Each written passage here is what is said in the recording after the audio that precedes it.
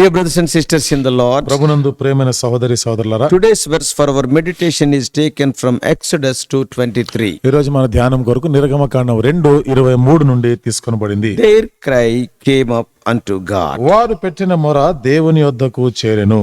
When we see the extended explanation of this verse, ఈ వచనం యొక్క ఇంకా వివరణ మనం చూస్తే Exodus 2:23 marks a significant shift in the narrative. నిర్గమకాండం 2:23 వచనం ఈ వివరణలో ఒక గుర్తింపదగినటువంటి సంగతి. Why?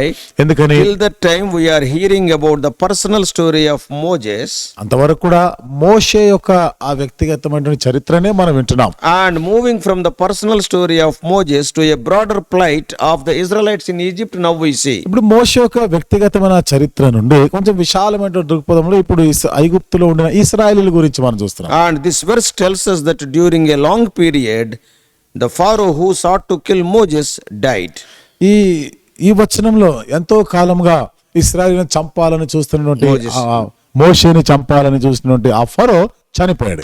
But the suffering of the Israelites continued. కానీ ఇశ్రాయేల్ యొక్క శ్రమలు బాధలు మాత్రం కొనసాగుతూనే ఉన్నాయి. They groaned under the weight of their slavery and cried out for help. కాబట్టి ఆ వెట్టి పనుల ఆ భారాన్ని బట్టి వాళ్ళు మూలిగినారు, వాళ్ళు మొరపెట్టినారు. So their cry, driven by the harshness of their bondage, rose up to God. ఇప్పుడు వారి యొక్క మొర ఆ బంధకాల్లో నుండి వారి దాసత్వం పెట్టినటువంటి మొర దేవుని యొద్దకు చేరింది. And this verse highlights the intense suffering of the Israelites and the beginning of God's response to their affliction. ఈ వచనము ఇశ్రాయేల్ ప్రజల యొక్క బాధలు ఎంత తీవ్రమైనయో, ఈ బాధల్లో నుండి దేవుడు స్పందనగా వారిని ఎట్లా విడిపించబోతున్నాడు మనం జ్ఞాపకం చేస్తాం. It sets the stage for the divine intervention that God will follow. ఇక్కడ ఆ తర్వాత దేవుడు ఏ విధంగా ఇందులో జోక్యం చేసుకోబోతున్నాడు అనేది చూస్తున్నాం. Now God is going to begin to fulfill his promises to Abraham, Isaac and Jacob. ఇప్పుడు దేవుడు అబ్రహాము ఇస్సాకు యాకోబుతో చేసిన ఈ వాగ్దానం నెరవేర్చడం Now ఆరంభించాడు. we are going to see the historical context. ఇప్పుడు దీనికి చారిత్రాత్మకమైన సందర్భాన్ని చూస్తాం. Exodus 2:23 is rooted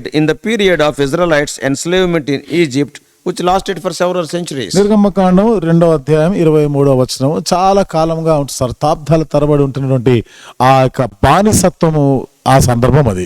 And after the death of the previous pharaohs, అంతకు పూర్వమున్న ఫరోలు అందరూ మరణించిన తర్వాత a new king came to power. ఒక కొత్త రాజు వచ్చాడు అధికారంలో. But the oppressive conditions under which the Israelites lived, they did not change. కానీ ఇశ్రాయేలు ఎలాంటి బాధకరమైనటువంటి పరిస్థితిలో శ్రమల్లో ఉన్నారో అది మాత్రం మార్పు కాలేదు. The Israelites were forced into brutal labor.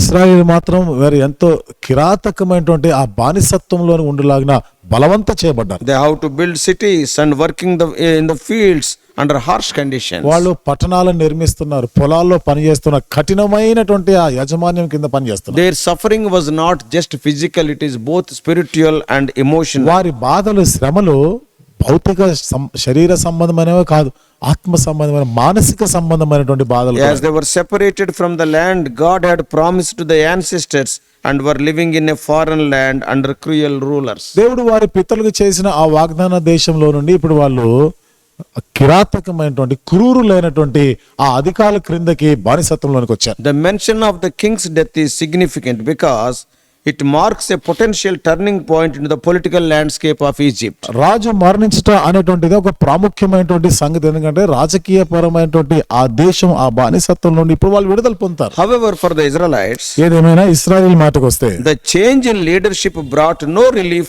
from their suffering. నాయకత్వము మార్పు జరిగిన కారణాన్ని బట్టి వీళ్ళ శ్రమల బాధల్లో మార్పు రాలేదు. The period of groaning and crying out to God reflects their desperation and their deep need for deliverance. వారు దేవుణ్ణి మొరపెడుతూ బాధలో దేవునికి వారు మొరపెట్టినటువంటిది వారు ఎంత తీవ్రమైనటువంటి ఆ బాధల్లో ఉన్నారు అనేది జ్ఞాపకం చేస్తారు. This is the history. ఇది చరిత్ర. But when we see from theological point of view, ఇప్పుడు మనం ఈ వేదాంతపరమైన కోణం నుండి ఆలోచన చేస్తే Exodus 2:23 underscores the power of prayer. నిర్గమకాండం 2:23 వచనము ప్రార్థన యొక్క శక్తిని మన జ్ఞాపకం And చేస్తుంది. God's attentiveness to the cries of his people. మరియు దేవుని ప్రజలైన వారు దేవునికి మొరపెట్టినప్పుడు ఆయన ఎట్లా చెవి ఎగ్గుతున్నాడు అది కూడా చెప్తున్నాడు. The Israelites groaning and their cries for help represent not only their physical pain but also their spiritual longing for freedom. ఇశ్రాయేలీయులు మూలుగుట మొరపెట్టుట వారి భౌతిక సంబంధమైనటువంటి వేదన బాధన కాదు కానీ ఆత్మ సంబంధమైనటువంటి విడుదల కూడా ఉంది అందులో. And God is going to fulfill his promises. మరి దేవుడు తాను చేసిన వాగ్దానాలు నెరవేర్చబోతున్నాడు. So they are asking, Lord, you fulfill the promises. It is a spiritual matter. కాబట్టి దేవా నీవు చేసిన వాగ్దానం నెరవేర్చని అడుగుతున్నారంటే ఆత్మ సంబంధమైనటువంటి సంగతులు ఇవి. So this verse reminds us that God hears the cries of his people even when it seems like deliverance is delayed. దేవుడు తన ప్రజల మొరను ఆలకిస్తాడు. విడుదల ఆలస్యమైన దేవుడు తన ప్రజల మొర ఆలకిస్తాడు అనేటువంటిది మనకు జ్ఞాపకం So చేస్తాడు. it highlights God's compassion and his commitment to justice. కాబట్టి దేవుడు నీతి న్యాయమును కనపరుస్తాడు, జాలి గలవాడు అనేటువంటిది మనకు He చెప్పబడుతుంది. is not indifferent to suffering but is moved to action by the pleas of those in distress. శ్రమలు బాధలు ఆయనకు తెలవనివి అంటూ కాదు, దాన్ని పెడచెని పెట్టాడని కాదు, అవి చూసినప్పుడు ఆయన ఎంతో జాలి కనపరిచాడు, విడిపించడానికి ఆయన సన్నద్ధమయ్యాడు. This verse also speaks to the timing of God's intervention. ఈ వచనము దేవుడు జోక్యం చేసుకున్న కాలాన్ని గురించి కూడా జ్ఞాపకం చేస్తుంది. Although the Israelites had been suffering for a long time, ఇశ్రాయేలు ఎంతో కాలంగా ఈ బాధలు అనుభవిస్తున్నా God's plan was unfolding according to his perfect timing. దేవుడు తన యొక్క పరిపూర్ణమైన కాలమానం ప్రకారంగా తాను చేసిన వాగ్దానాలు నెరవేర్చబోతున్నాడు. The period of groaning was not wasted. చూడండి, వాళ్ళు మొరపెట్టి మూలిగినటువంటి ఆ కాలము వృధా అయిపోలేదు. It prepared the Israelites for the deliverance that was to come. ఇశ్రాయేలుకి కలగబోయేటువంటి ఆ విడుదలని ఇస్తా ఉంది. And it demonstrated the depth of their need for God. మరి వారు దేవుని యొక్క అక్కర ఎంతవరకు వాళ్ళకు ఉందో అనేది కూడా జ్ఞాపకం చేస్తుంది. Exodus 2:23 serves as a literary pivot in the narrative, transitioning from the personal story of Moses to the collective experience of Israelites. నిర్గమకాండం 2వ అధ్యాయం 23వ వచనము మోషే యొక్క వ్యక్తిగతమైనటువంటి ఆ చరిత్ర నుండి సమూహంగా ఇశ్రాయేలు యొక్క సంగతి చరిత్ర కూడా అది మార్పు తీసుకొని వచ్చింది. So the verse is marked by a sense of escalation. The suffering of the Israelites has reached a critical point. ఈ వచనం ఇశ్రాయేలు ప్రజలైనటువంటి వారు ఎంతో మరి ఆ క్లిష్టమైనటువంటి ఆ పరిస్థితిలో నుండి ఇప్పుడు వాళ్ళు బయటకు వస్తున్న సందర్భం. So it is escalation. The suffering is increasing. అంటే ఇప్పుడు వారికి ఉన్న ఈ శ్రమలు బాధలు ఇంకా ఎక్కువ అవుతున్నటువంటి సందర్భం. And their cries have become so intense that they ascend to God. వారి యొక్క మొర ఎంత తీవ్రమైందంటే అది దేవుని వద్దకు చేరింది. The language used is groaned. ఇక్కడ ఉపయోగించబడిన భాష వారు మూలిగినారండి. They cried out. వాళ్ళు దేవునికి మొరపెట్టినారు. And the cries went up. ఆ మొర దేవుని వద్దకు చేరెను. Oh, this is all emotional and powerful language conveying the intensity of their pain and the urgency of the need of their deliverance. ఎంత భావోద్రేకమైనటువంటి వారి బాధలు ఎంత తీవ్రమైనయో మరి ఆ విడుదల ఎంత అత్యవసరమైనదో మనకు జ్ఞాపకం చేస్తుంది. The mention of the Pharaoh's death also creates a sense of anticipation. మరి ఫరో మరణించుట అనేటువంటి ఈ వార్త కూడా వాళ్ళకి ఒక నిరీక్షణను కలిగించేది. It hints that change is on the horizon, not just politically but spiritually. కాబట్టి ఇక్కడ ఈ జరిగినటువంటి ఈ మార్పు మనం చూస్తే అక్కడ ఏదో రాజకీయ పరమైనది కాదు కానీ ఆత్మ సంబంధమైనటువంటిది కూడా చూస్తున్నాం. Because God is moving in response to the suffering of his people. ఎందుకనగా దేవుడు తన ప్రజల శ్రమలకు స్పందనగా ఇప్పుడు తన కార్యం జరిగిస్తున్నాడు. So this verse sets a stage for the dramatic events that are going to follow. కాబట్టి ఈ వచనం ఆ తర్వాత జరగబోయే ఒక నాటకీయమైనటువంటి పరిమాణాలను జ్ఞాపకం చేస్తాం. That is the God's call of Moses, అనగా దేవుడు మోషేని పిలుచుట, and the eventual exodus of the Israelites from Egypt. అంతిమంగా మరి ఇశ్రాయేలు ఐగుప్తు నుండి బయలువెళ్ళుట. All these things are going to happen very shortly. ఇవన్నీ కూడా అతి త్వరలో ఇక జరగబోతున్నాయి. So there are supporting verses in other portions of the Bible that the Lord hears the cries of his people. దేవుడు తన ప్రజల మొర వింటాడు అనే దానికి ఆధారంగా బైబిల్లో ఇతర భాగాల్లో కూడా రాయబడింది. Yeah, Psalm 34:17, 34వ కీర్తన 17వ వచనం, Exodus 3:7, నిర్గమకాండం 3వ అధ్యాయం 7వ వచనం, James 5:4, like that. యాకోబు పత్రిక 5వ అధ్యాయం 4వ వచనం. So what this verse means to a Christian today? కాబట్టి ఈ వచనము నేటి దిన క్రైస్తవుడికి అది ఎట్లా For వర్తింపజేయబడుతుంది? Christians today, నేటి దిన క్రైస్తవులకైతే Exodus 2:23 is a powerful reminder that God hears our cries. నిర్గమకాండం 2వ అధ్యాయం 23వ వచనము దేవుడు మన మొరను ఆలకిస్తాడు అనే ఒక శక్తివంతమైనటువంటి మాట. Yeah, even when it feels like we are in the prolonged period of suffering or waiting, yet he hears. ఎంత కాలముగా మనము ఆ బాధలు శ్రమల్లో ఉన్నప్పటికీ కూడా దేవుడు వింటాడు అనేది మనకు జ్ఞాపకం What చేస్తాడు. does it mean? దాని అర్థం ఏమిటి? This verse encourages believers to persist in prayer, ఈ వచనం విశ్వాసులైన వారు ప్రార్థనలో పట్టుదల కలిగి ఉండాలి అని trusting that God is attentive to our needs. దేవుడు మన అక్కర్ల గురించి ఆయన పట్టింపు కలిగి ఉన్నాడు అని నమ్మికను కలిగి We ఉంచాడు. must believe that He will act in His perfect timing. తన యొక్క పరిపూర్ణ కాల ప్రకారం అన్ని జరిగిస్తాడని నమ్మాలి. It also serves as a reminder that God is not distant or uncaring. మరొక విషయం జ్ఞాపకం చేస్తుంది, దేవుడు ఎక్కడో దూరంగా ఉన్నవాడని గాని ఆయన మనల్ని పట్టించుకోవడం అనేది కాదు. ఇక్కడ He is deeply concerned with the injustices and pain we experience. మనకు జరిగిన అన్యాయము, మనకు ఉన్నటువంటి ఆ బాధకరమైనటువంటి అనుభవాలు, ఇవన్నిటి గురించి ఆయనకి ఎంతో పట్టింపు ఉంది అనేది జ్ఞాపకం చేస్తుంది. And He is faithful to intervene according to His will. తన చిత్త ప్రకారముగా ఈ విషయాల్లో ఆయన జోక్యం చేసుకుంటాడు. So this verse also challenges to be sensitive to the suffering of others and to lift up their needs in prayer. ఈ వచనము ఇతరుల యొక్క బాధల గురించి కూడా మనము గ్రహింపు కలిగి ఉండి వాళ్ళ పక్షంగా ప్రార్థన చేయాలి అనేది కూడా జ్ఞాపకం చేస్తుంది. Just as the Israelites groaned under the burden and cried out unto God, ఏ విధంగా ఇశ్రాయేలు ఎంతో భారాన్ని బట్టి వాళ్ళు మొరపెట్టి మూలిగినారు and దేవునికి, we are called to intercede for those who are in distress. మనం కూడా ఇలాంటి బాధల్లో ఉన్న వారి పక్షముగా మొరపెట్టాలి అని జ్ఞాపకం We చేయబడుతుంది. must trust that God hears and responds to the prayers of His people. దేవుడు తన ప్రజల ప్రార్థన ఆలకించి జవాబిస్తాడని నమ్మిక ఉంచాలి. So this verse reflects the loving nature of God. ఈ వచనం దేవుని యొక్క ప్రేమగల నైజాన్ని కనపరుస్తాం. He is compassionate and responsive to the cries of His people. ఆయన తన ప్రజలు మొరపెట్టినవాడు, ఆయన జాలి చూపించేవాడు, ఆయన స్పందించేవాడు. God's love is evident in His attentiveness to the suffering of the Israelites. ఇశ్రాయేలీయులు శ్రమల్లో దేవుడు జోక్యం చేసుకున్నాడే, వాళ్ళు పట్టించుకుంటున్నాడు అనే దానికి నిజంగా దేవుడు ఎంతో ప్రేమ గలవాడని అర్థమవుతుంది. He hears their groans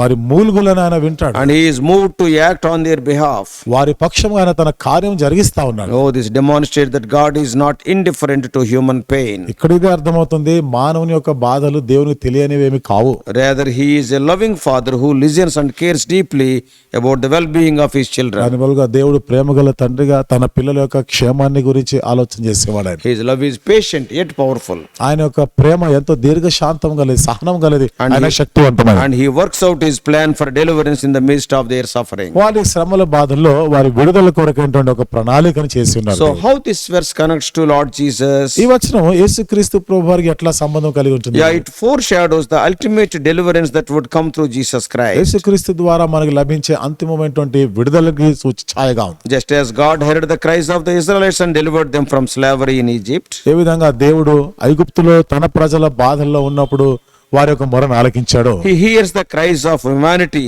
and sent Jesus to deliver us from the bondage of sin. మానవుల యొక్క మొరను ఆయన విని వారి పాప బంధకాల నుండి విడిపించడానికి తన కుమారుడు యేసుక్రీస్తును ఆయన పంపించాడు. Jesus is the fulfillment of God's promise to deliver His people. యేసు ప్రభువారు దేవుడు తన ప్రజలను విడిపించే దాని కొరకైన వాగ్దానం నెరవేర్పై ఉన్నాడు. He provided not just temporary relief but eternal salvation. తాత్కాలికమైన ఒక ఉపశమనం లాంటిది కాదు, కానీ నిత్యమైన రక్షణ ఆయన ఇచ్చాడు మనకు. Jesus Himself experienced suffering and cried out to God. యేసు ప్రభు తానే శ్రమలు పొంది దేవునికి మొరపెట్టినాడు ఆయన. What does it mean? దాని అర్థం ఏమిటి? He fully understands our pain. అంటే మన బాధ, మన వేదన ఆయన అర్థమవుతుంది ఆయన. And the mediator through whom we can approach God with our needs. ఏ మధ్యవర్తి ద్వారా అయితే మనం ఆయన దగ్గరకు వెళ్తున్నామో ఈ మన అక్కర్లన్నీ కూడా ఆయన ఎరిగి ఉన్నాడు. Hebrews 4th chapter 15-16 says so. హెబ్రీయులకు రాసిన పత్రిక 4వ అధ్యాయం 15-16 వచనాల్లో రాయబడింది. So dear brothers and sisters, కాబట్టి ప్రియమైన సోదరి సోదరులారా, are you going through troubles today? ఈ రోజు నువ్వు ఏదైనా ఇబ్బందికర పరిస్థితులు గుండా వెళ్తున్నావు, Cry unto God. దేవునికి మొరపెట్టు, He will answer. ఆయన జవాబిస్తాడు. May God bless you. దేవుడు నిన్ను దీవించునుగా. Let us pray. ప్రార్థన చేసుకుందాం. Loving Heavenly Father, ప్రేమగల మా పరలోకపు oh తండ్రి, gracious God, కృపగల మా దేవా, when the Israelites were in bondage, when they cried unto you, thou hast heard their groaning. ఇశ్రాయేలు బంధకాల బానిసత్వం నుండి మూలిగినప్పుడు మొరపెట్టినప్పుడు నీవు ఆలకించినావు. Thou art a prayer hearing and prayer answering God. నువ్వు ప్రార్థన ఆలకించి ప్రార్థన జవాబిచ్చే దేవుడు. You are not indifferent to human pain. దేవా, మానవుడు ప్రభా ఏ శ్రమలు బాధలు అనుభవిస్తున్నాడో మీకేం తెలియంది కాదు. Oh Lord, you also underwent that pain. దేవా, ఎందుకంటే నీవు కూడా ఆ బాధలు గుండా వెళ్ళిన వాడివే. Oh Lord, we are praying for the dear ones. Oh Lord, we do not know their troubles, but they are not happy. We are praying for such people. ప్రభా, మరి మేము ఇబ్బందులు గుండా వెళ్తున్నారు కానీ ఎరగకుండా ఉన్నారు, వారి బాధలు మాకు తెలియకపోయినా అలాంటి వారి కొరకు ప్రార్థన చేస్తున్నాం. Not only they are suffering physically, they are suffering spiritually and emotionally. వారు భౌతికంగా మాత్రమే కాకుండా ఆత్మీయంగా ప్రభా మరి మానసికమైనటువంటి బాధల్లో కూడా ఉన్నారు. Lord, physically, oh Lord, they are suffering right from morning till evening. దేవా, మరి భౌతికంగా ఉదయం నుండి సాయంత్రం వరకు కష్టపడుతున్నారు. Emotionally, we do not know where the mother is, where the child is, they are separated. మానసికంగా చూస్తే తల్లి ఎక్కడుందో పిల్లలు ఎక్కడున్నారో ప్రభా వాళ్ళు వేరైపోయినటువంటి That పరిస్థితులు. is their emotional condition. ప్రభా ఇది వారి మానసికమైనటువంటి పరిస్థితులు. And when we see spiritually, ప్రభా ఆత్మీయంగా మేము చూసినప్పుడు oh Lord, they are far from their own land. ప్రభా వారి స్వదేశం నుండి ఎంతో దూరం అయిపోయి They ఉన్నారు. are far from the temple.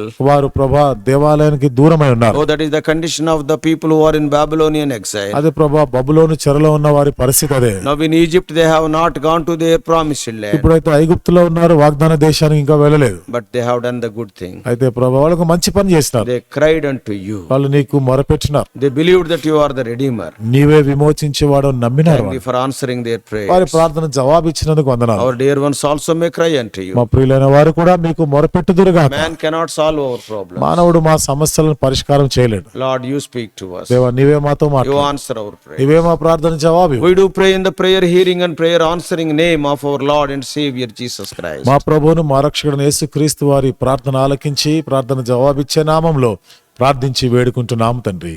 Amen.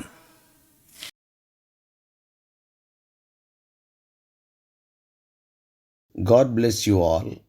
Please subscribe for more spiritual messages to the YouTube channel John Victor Telugu Messages.